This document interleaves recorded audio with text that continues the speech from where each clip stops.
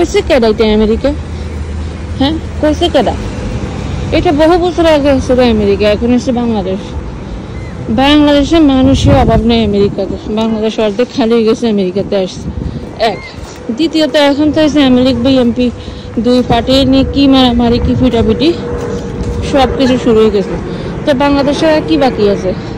তারপরে জামা কাপড়, খাবার জিনিস, এভরিথিং এখন বাংলাদেশ থেকে আনতে হয় না, সব আমেরিকাতে পাওয়া যায়।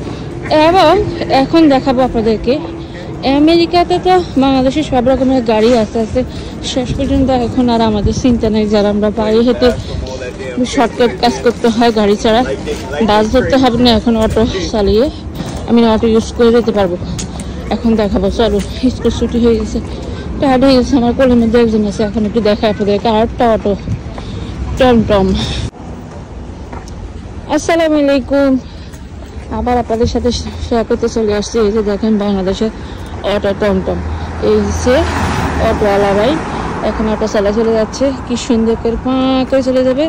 টিকটকবাসী অনেকে পছন্দ করছেন এবং ফেসবুক। আমার এই অটো রাইড করা, এই যে দেখেন অটোটা, দেখেন কি সুন্দর করে অটো চলতেছে, সো নাইস।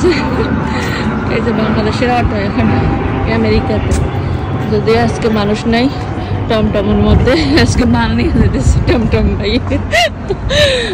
আপনাদের সাথে আমি অটো টমটম সব শেয়ার করতেছি। ভালো লাগলে অবশ্যই পেজটি ফলো করবেন এবং আমাকে লাইক করে দেবেন।